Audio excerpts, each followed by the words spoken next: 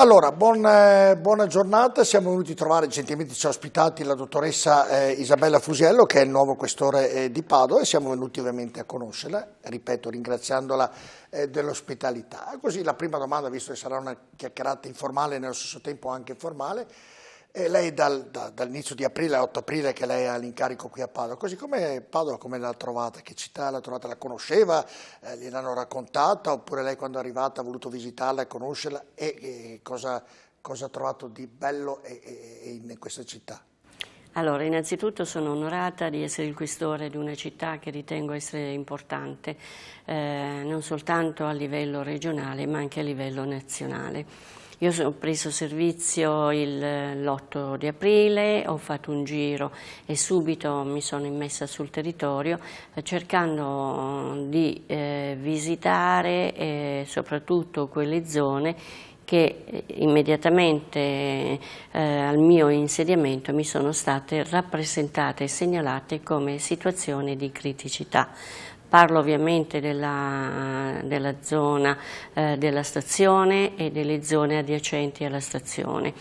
Ed effettivamente la presenza degli spacciatori, di quei soggetti che vivono di illegalità, la presenza era consistente. E quindi a quel punto ne ho parlato anche con il prefetto, ho segnalato anche allo stesso sindaco di Padova e tutti sono stati concordi nel poter mettere in campo un'azione per poter contrastare quel tipo di illegalità. È chiaro che sono diverse le zone oggetto di spaccio da parte di questi soggetti e soprattutto insomma è gente anche abbastanza aggressiva che non teme ovviamente anche non teme neanche il confronto con le forze dell'ordine, per cui bisognava scendere in campo anche con un numero consistente e massiccio di forze dell'ordine, per cui sono stati predisposti servizi di controllo, di prevenzione sul territorio insieme ai militari dell'Arma dei Carabinieri, della Guardia di Finanza, della Polizia Locale e quindi con un numero consistente di forze dell'ordine stiamo cercando di restituire quelle zone tolte ai cittadini per bene.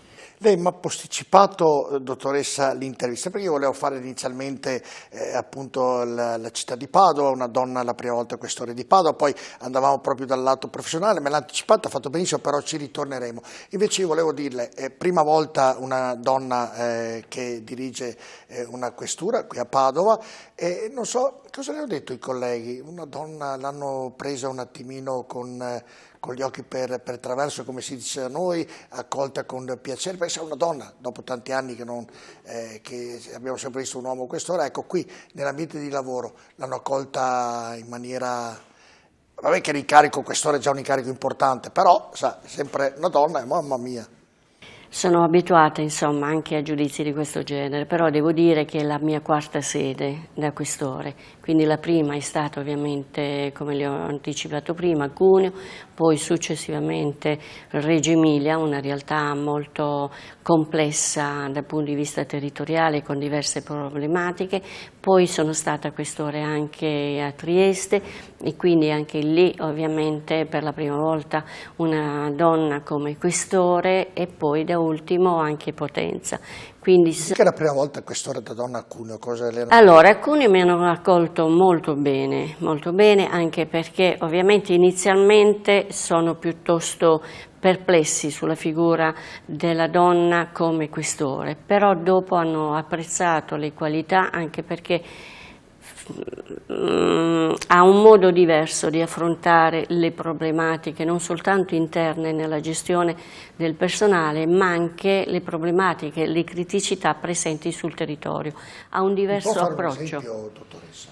Allora, all'interno, ecco, nella gestione del personale solitamente il collega ha nelle divergenze ha un comportamento quasi da sfida, quasi, ecco, prevale l'essere uomo, ecco. Io invece sono sempre stata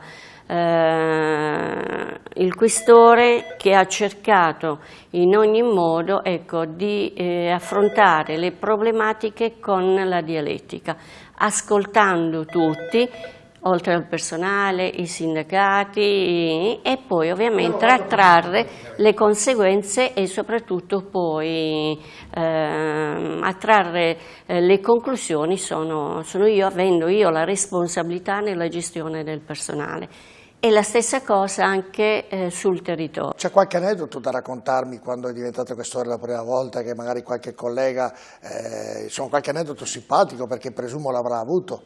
No, più che altro erano curiosi di vedermi all'opera, però quando mi hanno vista all'opera, ripeto, tutti si sono stretti intorno, insomma, alla mia figura per poter lavorare meglio sia all'interno che all'esterno. Tant'è vero che, insomma, i risultati dove io ho svolto il mio lavoro, la mia funzione, si sono visti. Senta, dottoressa, quando le ha detto la prima volta lei passerà di grado, diventerà questore, quindi un ruolo importantissimo, ha dormito la notte, cosa ha pensato tra lei e lei? Mamma mia, sono felice, sono questore, sono stata brava, cosa ha pensato tra lei e lei? Allora, felice ovviamente della funzione, perché è una delle più belle attività in assoluto che uno possa svolgere, ma soprattutto è una funzione piena di responsabilità. Non è soltanto l'immagine di una donna come questore, ma è una funzione che comporta molte responsabilità, ma non soltanto nella gestione del personale, ma anche una responsabilità esterna. Lei si immagini durante una manifestazione di ordine pubblico, una manifestazione sportiva, una manifestazione a carattere politico-sociale, laddove c'è da tutelare i manifestanti, i cittadini, e spesso queste manifestazioni si evolvono in un'aggressività. Ecco, in quel caso c'è bisogno di dover decidere come intervenire e qual è la soluzione migliore. Sono d'accordo, ma lei alla notte, quella notte che le hanno detto diventa questore, ha dormito, poi andremo nel fatto specifico del suo lavoro, perché ho capito che ci tiene moltissimo e ci arriveremo, però come donna così, ha detto questore, ha detto, come dicevo prima, è stato gratificante, presumo, per il suo capito. Mi sono preparata il discorso la sera prima da dover raccontare il giorno dopo. E tutto questo, l'ho anticipato questa domanda perché poi lei ha una famiglia, una donna questore, ha un impegno importante per le attività sociali, per la vita comune, però toglie lo spazio alla sua famiglia. Le è pesato, le pesa questo? Ho sempre cercato di conciliare, di non tralasciare gli affetti familiari, anche perché la famiglia e gli affetti familiari sono fondamentali per dare serenità anche al mio lavoro, per cui se gli affetti ci sono e sono sempre presenti nella mia vita quotidiana, anche se comporta la lontananza, questa mi dà forza e soprattutto serenità nell'affrontare le difficoltà quotidiane che il mio lavoro comporta.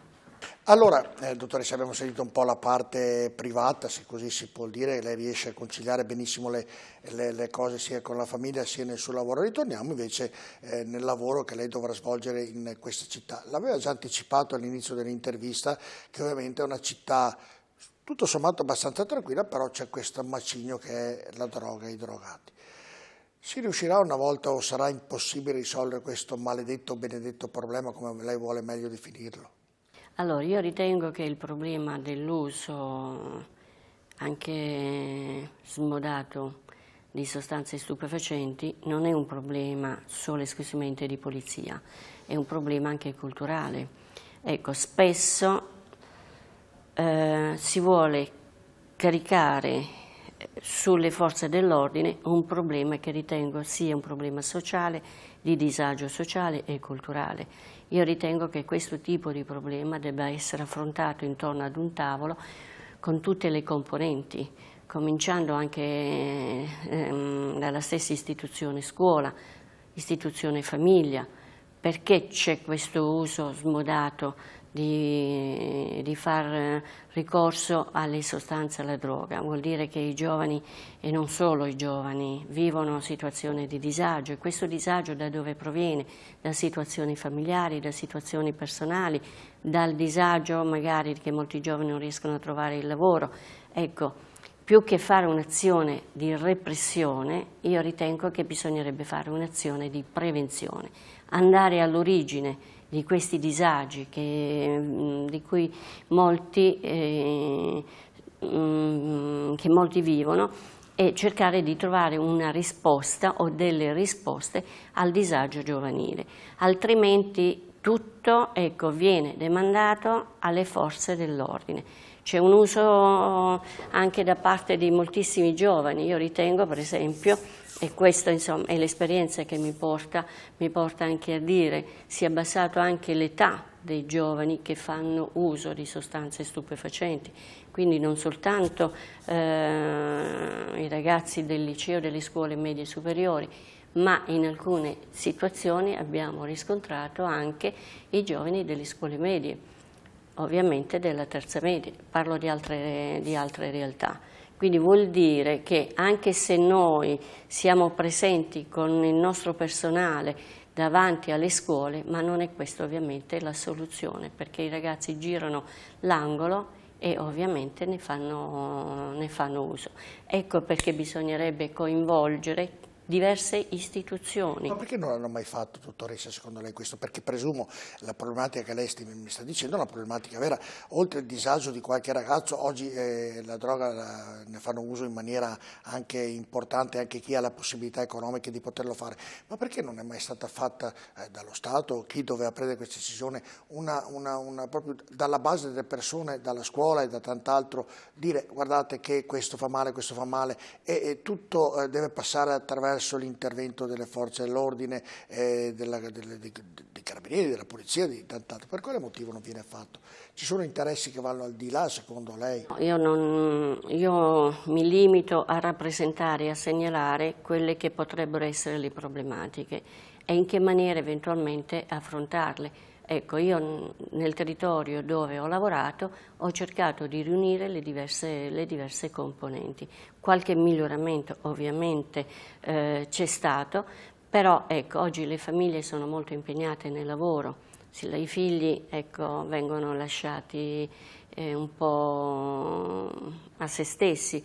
Un tempo la famiglia era la società naturale che seguiva l'educazione dei figli fino a quando diventavano maggiorenni. Oggi non si ha tempo, si corre, si esce di casa presto e si torna di sera tardi, con tutte le problematiche, con l'ansia che il lavoro comporta, e quindi questo significa non vedere anche i disagi e le problematiche che i nostri figli vivono quotidianamente. Lei avrà in mente nel suo modo di lavorare una tecnica, una tattica diversa dai suoi colleghi per operare contro questo male che c'è per quanto riguarda il territorio dove lei lavora, insomma? Ha qualche strategia, non la voglio sapere, ovviamente sarà segreta, però ha qualche sua strategia personale per poter debellare o diminuire l'uso di difficilmente l'uso di sostanze stupefacenti possa essere debellato, può essere contenuto in determinati periodi storici, però dubito che possa essere debellato, perché insomma ci vuole una strategia. La metto, dottoressa, in maniera diversa. La polizia, carabinieri, tutte le forze dell'ordine fanno un grandissimo lavoro, rischiano la vita, la pelle, anzi ieri proprio nelle trasmissioni abbiamo fatto le condoglianze al poliziotto di Napoli che è stato ucciso in una rapina e quindi rischiate la vita tutti i giorni. In virtù proprio che poliziotto, le forze dell'ordine ci mettono l'anima, rischiano, poi prendono il bandito di turno, lo mettono in galera, il magistrato il giorno dopo lo manda fuori. Non è che vi aiuti la magistratura e le leggi italiane per risolvere il problema, perché se loro magari lasciassero in galera qualche volta di più qualcuno di questi, magari ce ne sarebbero di meno, o sto dicendo una corbelleria? No, io ritengo che i magistrati, i giudici in particolare, osservano le disposizioni, la normativa vigente, quindi è chiaro che hanno la discrezionalità ma rapportata al rispetto della normativa vigente, quindi se il giudice rimette in libertà uno spacciatore vuol dire che la legge lo consente. Non va bene, dico io, non lo dica lei, lo dico io, dico che la polizia domani prende uno che si comporta male, che magari mette le mani addosso a un poliziotto, come ne abbiamo visti, ne vediamo oggi sui social di tutti i colori, lo prendono, sti pori cristi di poliziotti lo prendono, lo portano in galera e il giorno dopo è fuori. Allora io dico, io poliziotto rischio la vita e poi succede questo, ci starei male se fossi io un poliziotto. Noi dobbiamo sempre e comunque osservare le leggi, dobbiamo comunque rispettare le decisioni del giudice, ma non dobbiamo perdere ovviamente fiducia nel nostro lavoro.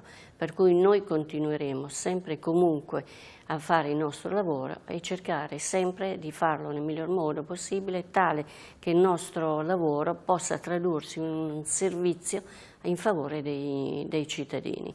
Anche in questi giorni noi stiamo svolgendo sul territorio un'opera soprattutto di controllo. Ecco, ci dobbiamo riappropriare di quelle zone, renderle fruibili ai cittadini.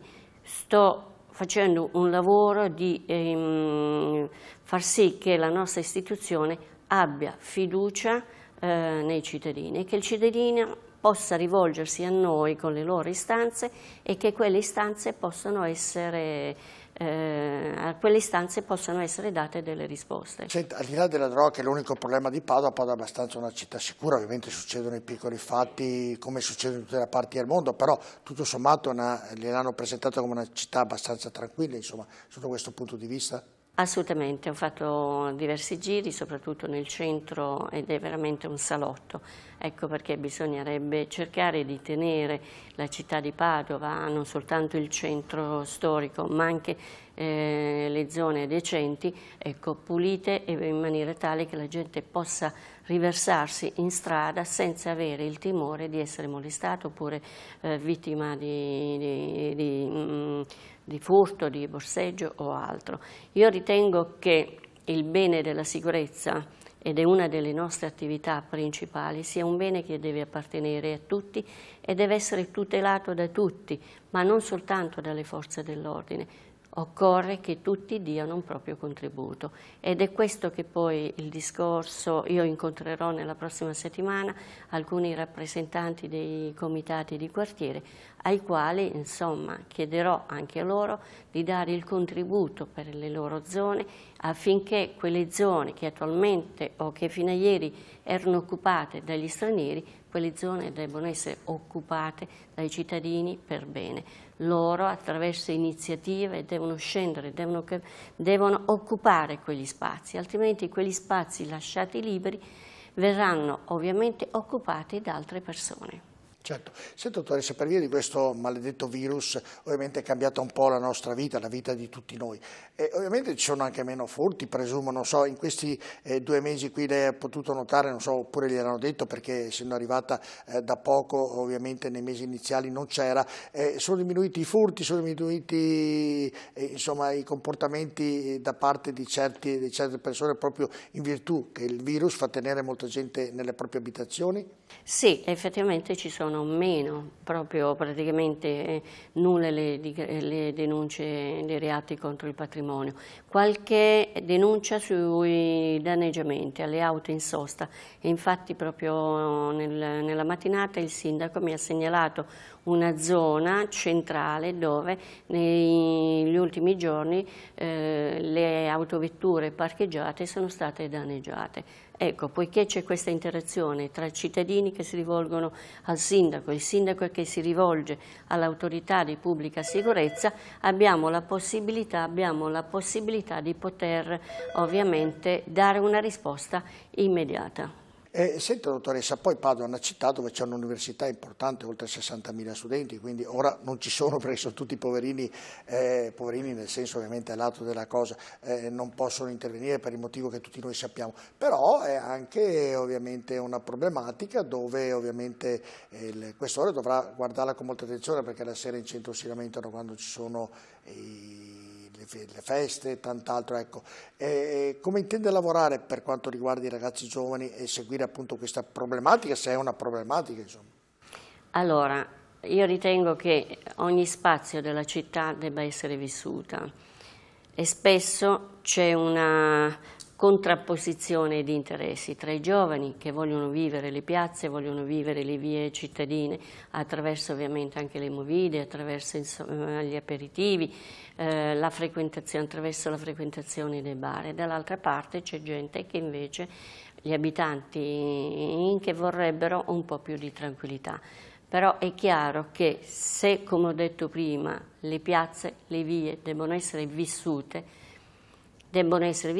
anche con la loro presenza sul territorio. Poi i giovani, gli universitari, io penso che siano una ricchezza per la città di Padova, è una città che grazie alla loro presenza rende frizzante l'ambiente, giovanile. In effetti magari senza i giovani questa sarebbe una città un po' lenta, invece vedendo i giovani almeno un po' dà di brio a tutti noi e volontà di battagliare tutti i giorni. Senta dottoressa, lei è questore in una questore importante, come già l'ha anticipato lei, quindi ha molte persone che ci lavorano dietro. Ecco, l'organico della questura di Padova è un organico rassicurante dal suo punto di vista, ha bisogno di ulteriori rinforzi oppure è sufficiente quello che le hanno messo a disposizione? Io ritengo che la città di Padova, che tra l'altro in base alla nuova riorganizzazione è stata elevata a dirigente generale, quindi con l'elevazione classe A, con l'elevazione a classe A ovviamente c'è stato un notevole incremento di personale dell'organico. Ovviamente il personale non basta mai per poter soddisfare tutte le esigenze e le richieste che provengono dal territorio, però ritengo che Padova ha in sede anche il reparto mobile, infatti in questi giorni grazie alla presenza nel reparto mobile del loro impiego riusciamo a dare questo tipo di risposta ai cittadini. Abbiamo anche, Padova è sede anche del reparto prevenzione crimine e noi utilizziamo quel tipo di personale, abbiamo anche le UOPI che sono le unità antiterroristiche, abbiamo la sezione cinofili e quindi utilizziamo anche i cani per contrastare l'attività di spaccio. C'è personale, ecco, ecco, però ovviamente è anche una città con molti problemi dal punto di vista sociale, dal punto di vista politico, studentesco, le manifestazioni non mancano, ecco, però è una città che presenta le sue problematiche, non per questo Padova è stata elevata a classe A nella organizzazione. È sufficiente il personale oppure... Io ritengo di sì. È sufficiente. Senta, concludendo questa chiacchierata ovviamente iniziale, mi fa molto piacere averla conosciuta, a che ora si alza del mattino? Prestino? Sì, mi sveglio presto, verso le 7 meno un quarto, faccio le cose con calma, poi alle 2 solitamente, insomma, in altre realtà io mi porto dietro il mio tapis roulant, quindi nell'intervallo tra... Fa movimento, insomma. Sì, io sono un ex atleta. Che sport praticava? Atletica leggera. Che disciplina? Corsa di fondo? Di fondo. Ah, di fondo. Qualche maratona, quindi potrebbe ancora partecipare? Assolutamente, parteciperò perché ho saputo che Padova organizza le maratone. Ah beh, qui tutti i giorni corrono, quando finisce questo virus, corrono tutti i giorni, quindi avrà il modo di poterlo fare. Senta, c'è qualcosa che le dà di positivo, qualcosa che le dà fastidio, qualcosa che invece gradisce? Cioè, nel lavoro c'è qualcosa che a ognuno di noi dà fastidio. Lei come questore c'è qualcosa che non gradisce, che proprio, non so, le dà un po' fastidio, insomma? No, non assolutamente. Io all'interno di questa struttura, insomma, ho contatto diretto non soltanto con i miei più stretti collaboratori, anche con il personale.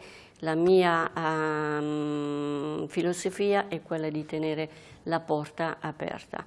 È un simbolo e rappresenta, insomma, anche la possibilità che tutta la mia attività sia trasparente e soprattutto la possibilità per chiunque, anche qualunque agente, qualunque dipendente che voglia parlare con me, ecco, non necessita di attendere chissà quanto tempo, se sono disponibile anche seduta stante li ricevo. Senta, in conclusione di questo ovviamente sto andando così perché nella chiacchierata con lei ho ma si arrabbia mai lei?